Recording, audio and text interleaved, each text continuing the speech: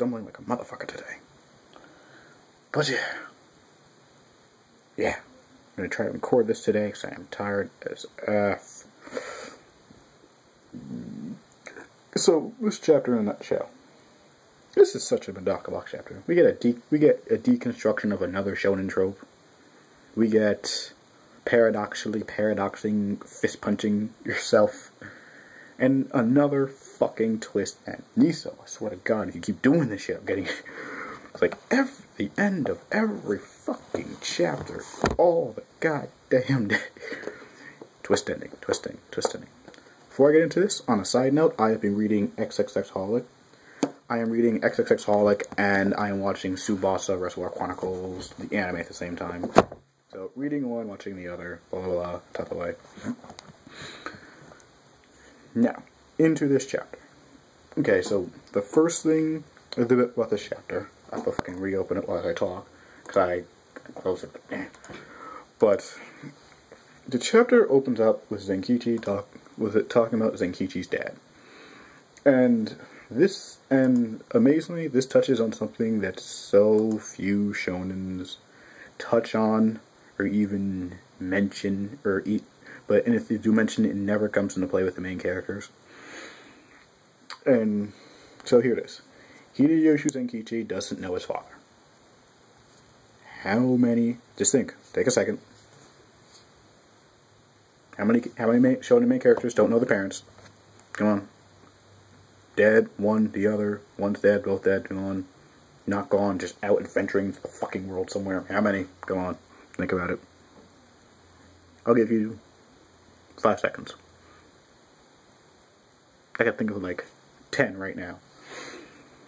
So, he only grew up with his mother, blah blah blah. But if you asked about him, he was just a mediocre man. So, a muck. Yep, a muck. Zenkichi's dad is a muck. Befitting because he is a normal. And it's because of his mediocrity that he loved his extraordinary mom. Extraordinary Zenkichi's extraordinary mother. See, I'm fucking tired today.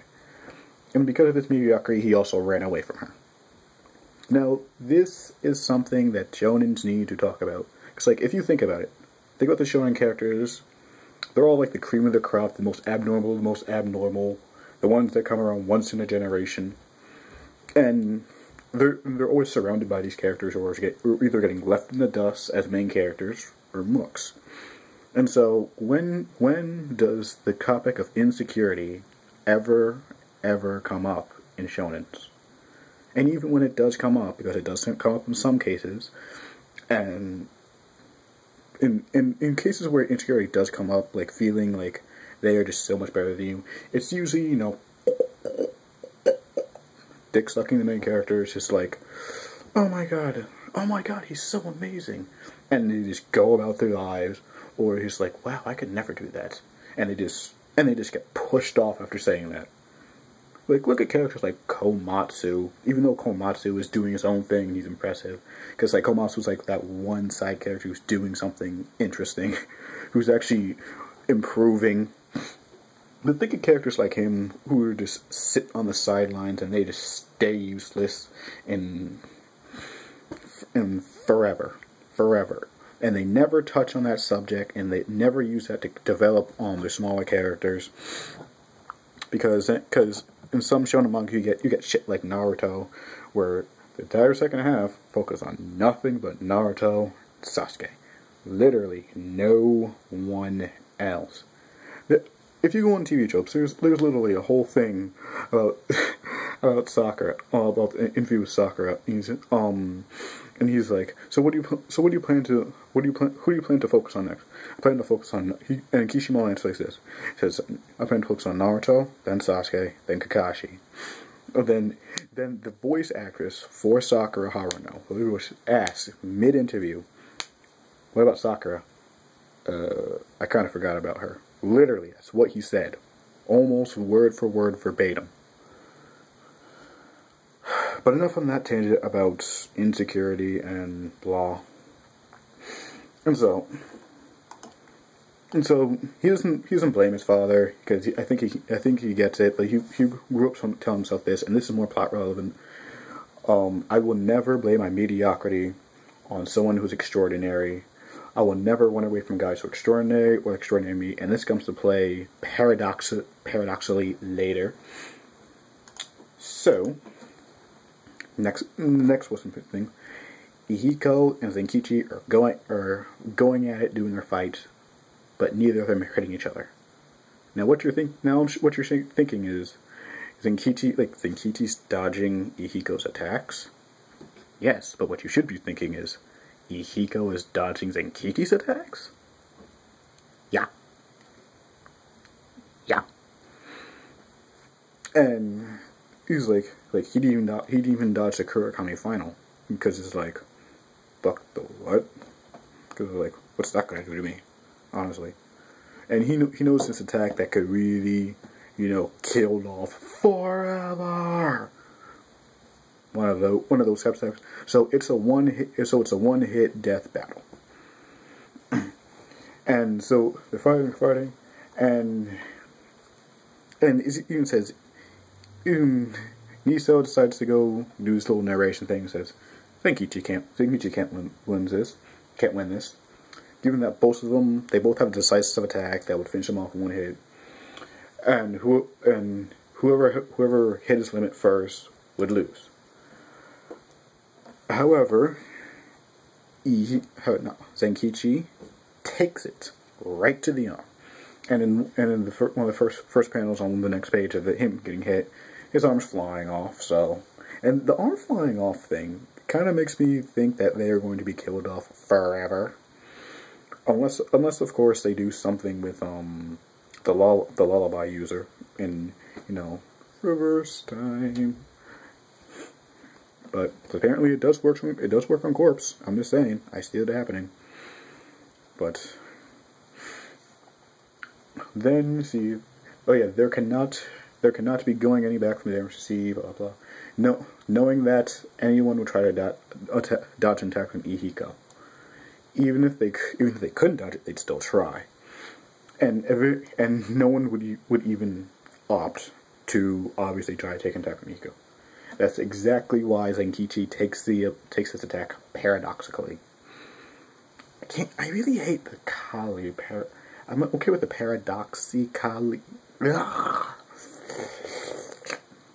But yeah, contradiction conjure, aka contradiction. You have to contradict. Blah, blah, blah, blah.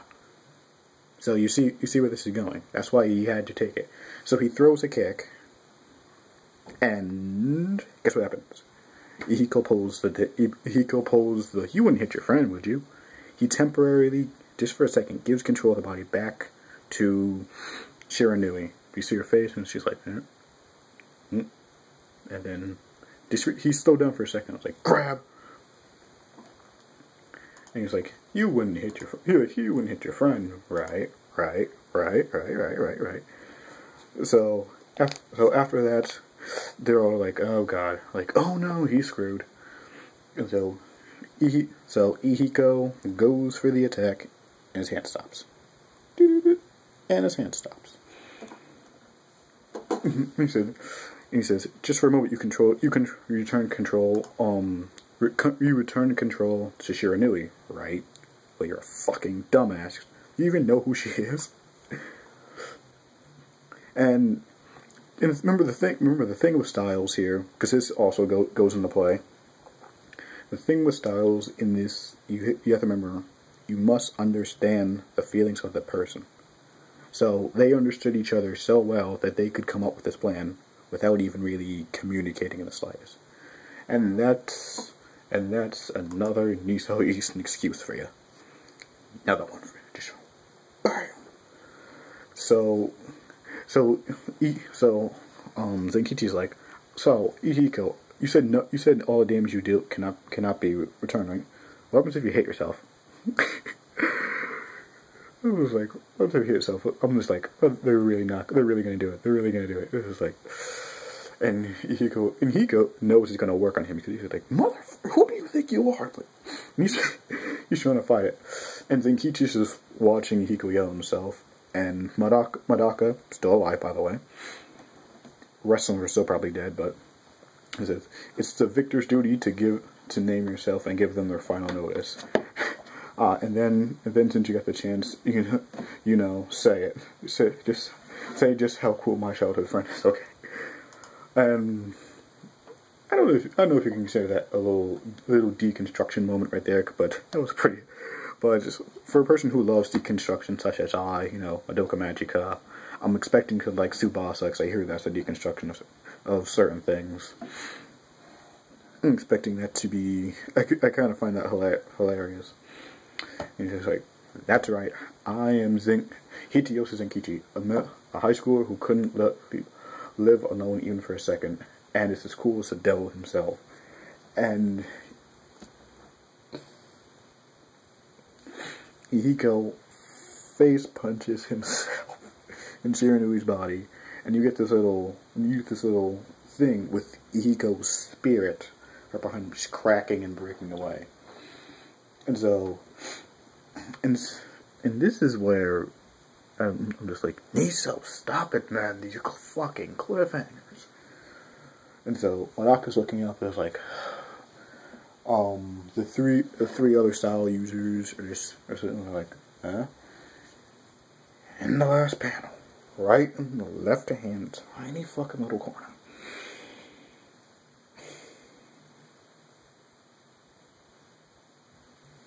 In the tiny fucking corner is none other than Professor Tsurubami. And do you know what he's doing in that corner? Besides being, you know, body cut in half, his tongue sticking out, revealing the style thing on his tongue. And I think it's slightly cut off, but I know what you mean. And when I first saw this, I could not think of a damn thing that he was going to do when he got back. But I know what he's going to do. It literally just dawned on me with like a minute ago. He's going to take over Shiranui's body. Swear to God, and if he fucking does, because think about the pervert this kind of guy is. He loves the copy of her so much that he wants to be inside of her body, literally inside of her body. And since he's inside of her body, I'm assuming he's going to be able to, you know, mimic the person, mimic his sister or whatever. And so then what the fuck what? I mean, I honestly thought he was, you know, gone forever. Miso, what are you doing? I like it, but what are you doing? See, and this is why some people do not like these later chapters. I think everyone can agree that from mostly everyone from the abnormal arc likes it, and then everyone loves the minus arc. Then less people like the deconstruction arc with Anshin, because it's insulting you. Because the deconstruction arc, that's the point, to literally almost insult you. And Anshin does this very well. Like, in case you haven't noticed, Medaka Box is a very heavy deconstruction fest. Like, the Medaka versus Ihiko, how many people did not notice that she has the Ichigo hair, and she's attacking in a straight line? Like, that's a whole parody on what if Aizen just sidestepped. I think like Gitsuga Tensho, whoop, motherfucker. So, I think I mentioned this in my last review, but, and I'm gonna try to upload this as a video response to Bankai 922, because I need the views. I'm just kidding. I don't need no fucking views. But whatever, more you see this, make me happy. Bleh. So I'm calling it Tsurubami taking over Shiranui's body. Matter of fact, did we ever see his real style? And again, he made this out, so he probably has a shit ton of them. So Medaka Box logic, there is none. And so that's it. I'd love to do some episode reviews this week, but there's way too many. There's Sasami. I kind of wanted to do Magi. I kind of want to do Psychopaths. There's just too much shit for me to do alone. I'm just one kid who wants to go and play Monster Hunter, even though it's only 2 monsters, but I want to beat that fucking pestle off. And so, that's it. Entry and Odyssey in a couple of days. I'm surprised I got no views, but yeah, whatever.